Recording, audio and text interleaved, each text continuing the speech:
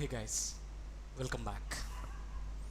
Today's topic is the factors essential for photosynthesis. Factors essential for photosynthesis. Okay, so here you can see this picture. This picture explains the photosynthesis process. Okay, so from this, what do you understand? Which factors are involved in this photosynthesis process and which factors can affect the process of photosynthesis? By seeing this picture, can you say yes? Which factors can affect? Can you say yes? You can see here sunlight is one of the factor. Okay, here water is one of the factor. Okay, carbon dioxide, and inside these green colored leaves chlorophyll is present. Okay, so these are the various factors that can affect the process of photosynthesis, and these factors are essential for the process of photosynthesis. Let's discuss in detail with the help of the experiments that have been performed by different scientists on this topic. Okay, so here first of all let's discuss about water and photosynthesis. Okay, what is the role of water in the photosynthesis process? What is its importance? Who performed experiment on this? Let's discuss. Okay, in the year 1648, a Belgian scientist, von Helmont, you can see the picture here. This is the picture of von Helmont. Okay, what he did, he conducted an experiment that continued for about 5 years. The von Helmont willow tree, and what was the mass of the soil present inside. Okay, so he calculated that, and then he started his experiment. Okay, so I repeat this point once again. Before he did this, he carefully measured the mass of dry soil, okay, and the mass of the tree. And after that, he covered the soil with a lid. Okay, you can see here, this is a potted plant. Okay, here the soil is present inside, and that soil is covered with a lid so that the external material will not be added to the soil. That was the objective. Okay, so he covered the soil with a lid so that nothing could be falling into the surface of the soil and add to the mass of the soil. Okay, so there were holes in the lid so that the tree could grow out of the soil, and also the air and water could reach the roots. Okay, if there are holes in the lid, the air can reach the roots, the water can reach the roots, and the plant can grow. Okay, so this was the objective. The lid was made with holes. Okay, now after this, von Helmont left the tree for 5 years, giving it only rainwater to drink. Okay, and he did not add anything to the soil present in the pot. Okay, at the end of the 5 years, he measured the mass of the tree and the mass of the dry soil for the second time. Before starting experiment, he measured the mass of the dry soil and the willow tree, and after 5 years, for the second time, he measured the mass of the tree and the soil. And what were the observations? Let's check. Here, these were the results that von Helmont observed. Okay, the results of his experiment are shown here. At start, the tree, the mass was 2.27 kg. Okay, and the dry soil mass was 90.72 kg. Okay, so these were the measurements at the beginning of the experiment. Okay, now after 5 years, when he measured the mass of these two again for the second time, okay, the mass of the tree became 76.74 kg. See, the mass increased. Okay, earlier it was only 2.27 kg, but after 5 years it became 76.74 kg. See how much it is increased. 74.47 kg mass has been increased. Okay, now if we check about the dry soil, earlier the mass was 90.72.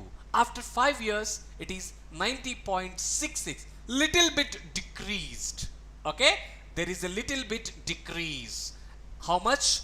0.06 kg decreased. Okay, so here the reason could be the nutrients present in the soil are utilized by the plant. Okay, so these were the results obtained by von Helmont in his experiment.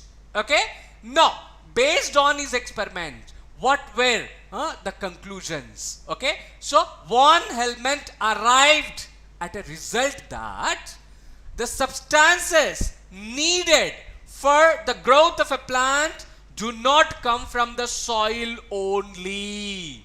Do not come from the soil only. I repeat this statement once again. The substances needed for the growth of the plant do not come from the soil only. Okay, and the second conclusion, the plant grows because of the water it gets. Okay, and he did not add water to it. Okay, only rainwater was provided. Okay, the plant utilized only rainwater. So these were the conclusions. Okay, these are the conclusions which von Helmont made based on his observation on the experiment with willow tree. Okay, the experiment changed the belief of hundreds of years. Okay, so this is how von Helmont performed his experiment. So from this we can understand that water is important factor essential for the photosynthesis process. Okay, now moving to the next, air and photosynthesis. Okay, Joseph Priestley, another scientist. You can see here the picture of Joseph Priestley.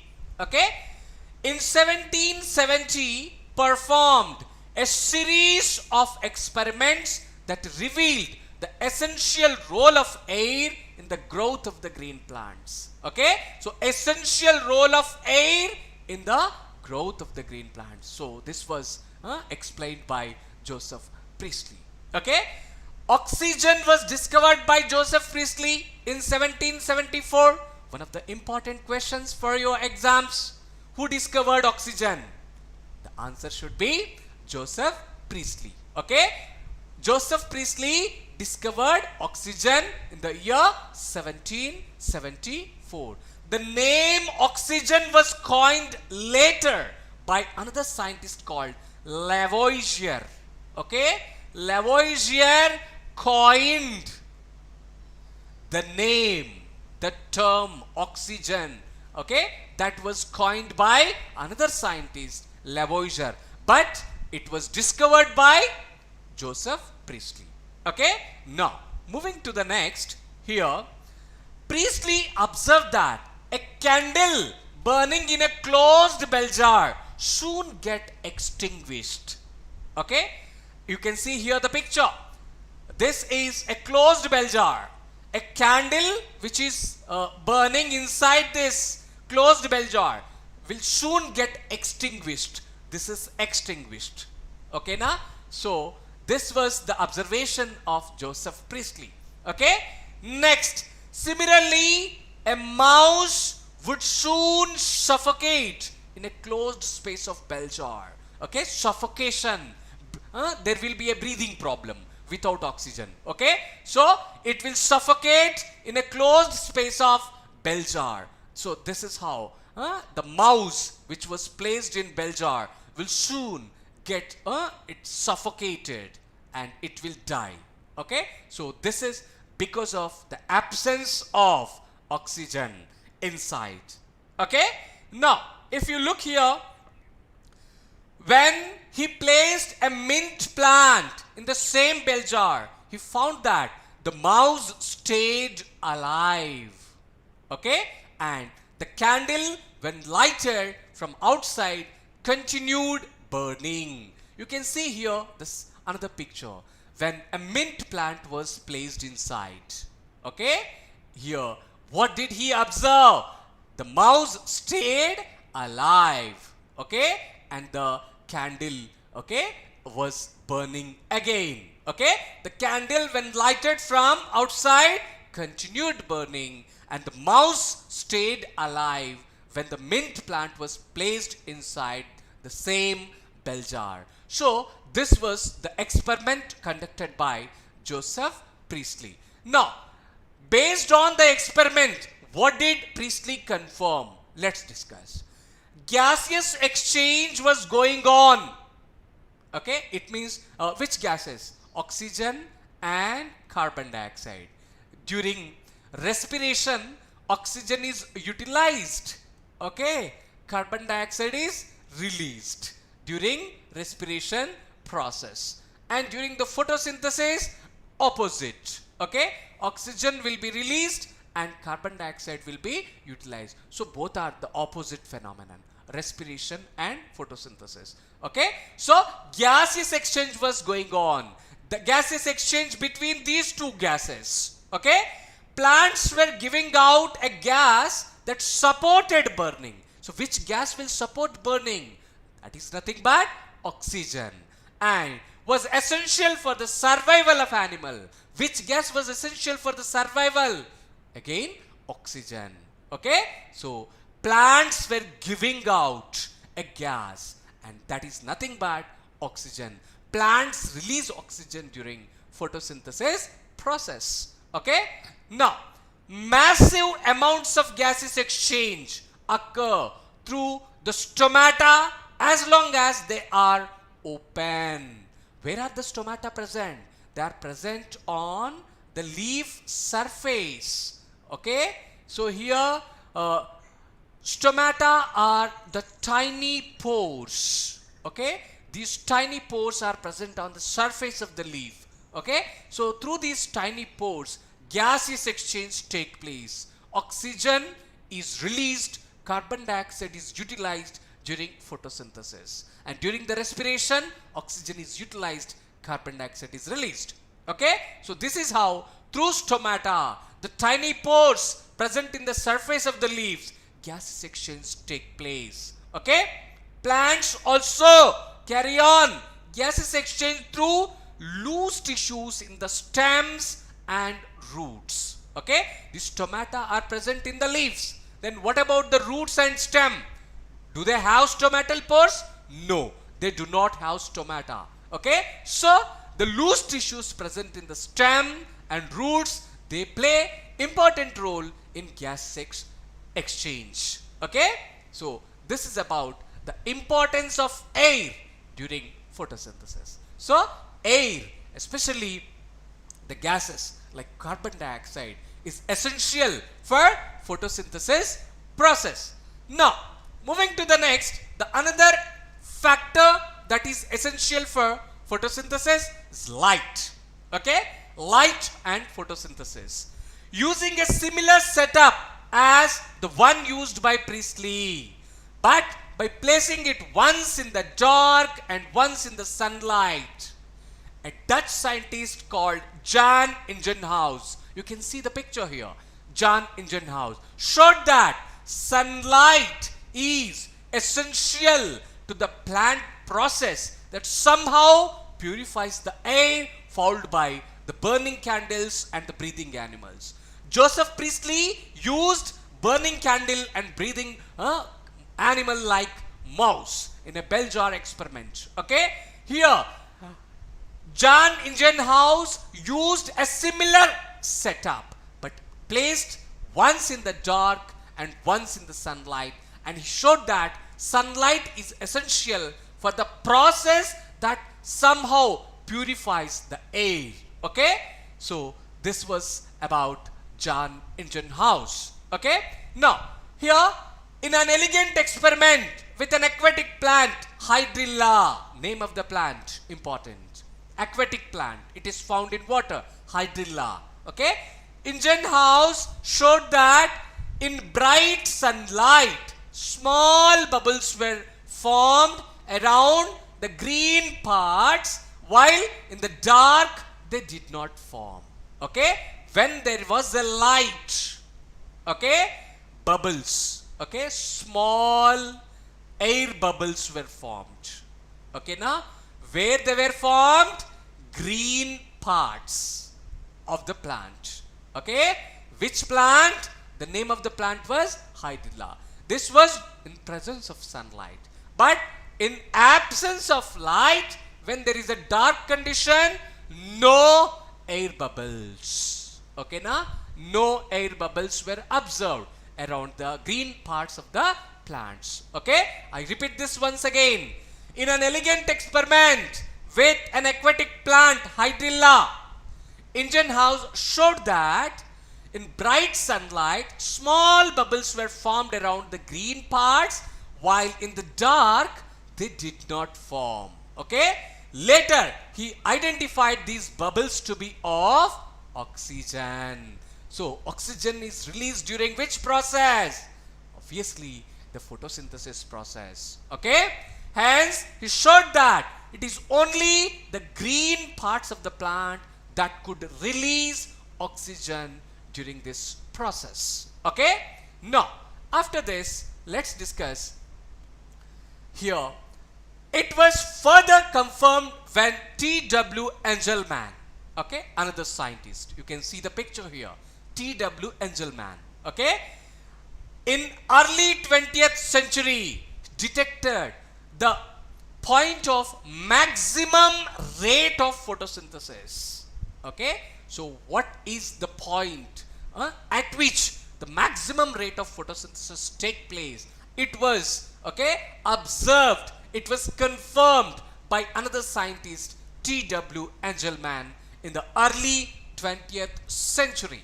Okay, using a prism, and here Engelmann split light into its spectral components and then illuminated a green alga called cladophora, important for the exams. Okay, what was the name of the green alga used by T.W. Engelmann for his experiment?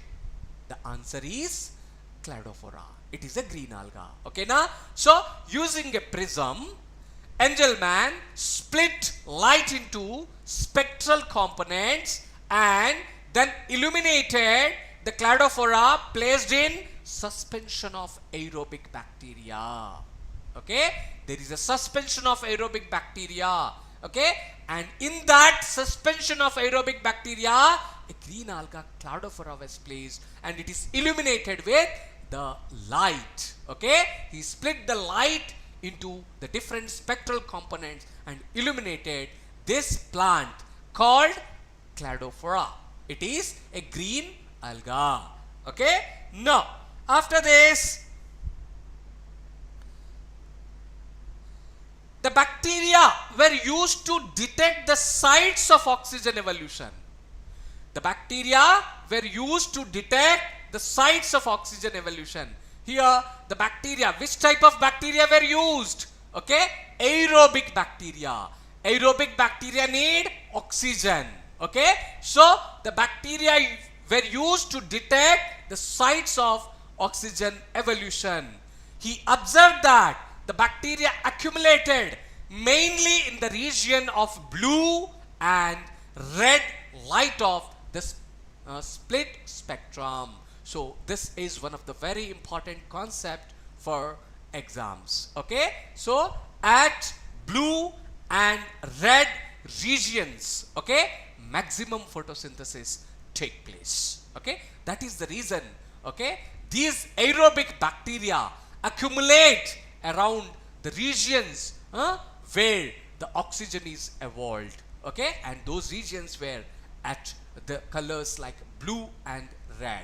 Okay, he observed that, Engelmann observed that the bacteria accumulated mainly in the region of blue and red light of the split spectrum.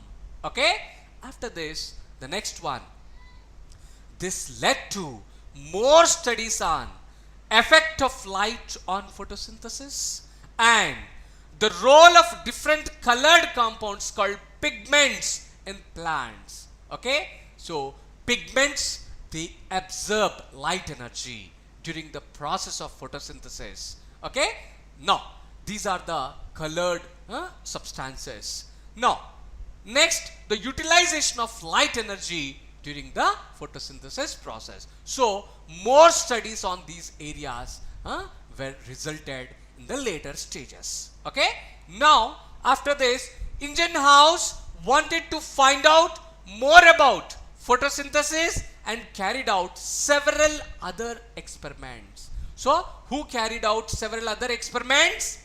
Ingenhouse. Okay, he proposed that only green plant parts could carry out the process of photosynthesis. Okay, Ingenhouse proposed that only green parts of the plants could perform photosynthesis. Okay, now after this, okay, he establishment of Ingenhouse proposition become possible in the year 1817 due to the work of two more scientists.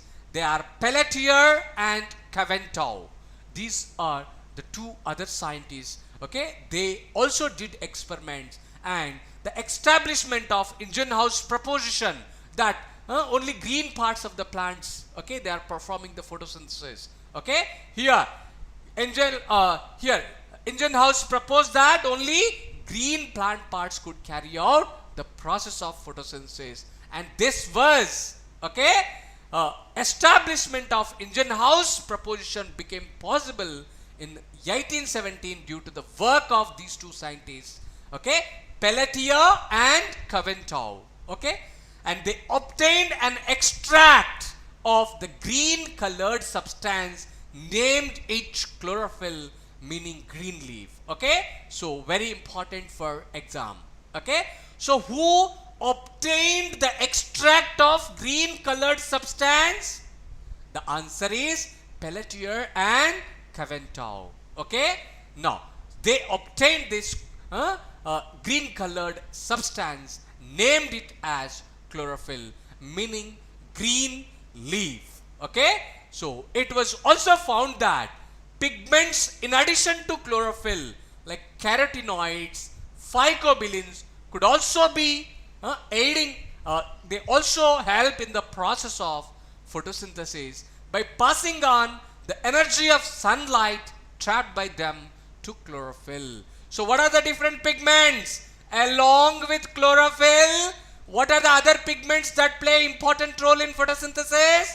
Carotenoids. Okay, carotenoids. And one more is phycobilins. One more is phycobilins. Okay, so about these pigments we will discuss in detail in the next sessions. Okay, so here today I discussed about the experiments conducted by different scientists, like VonHelmont conducted experiment and said the importance of water in the process of photosynthesis. Joseph Priestley said about the importance of air in the process of photosynthesis, and also the scientists like Ingenhouse, Engelmann, they said about the essential factors for photosynthesis process. Okay, and this is all about today's session. If you are new to my channel, subscribe for more live sessions. If you liked it, share it with your friends. I'll be back with more sessions. Have a great day. Thank you all.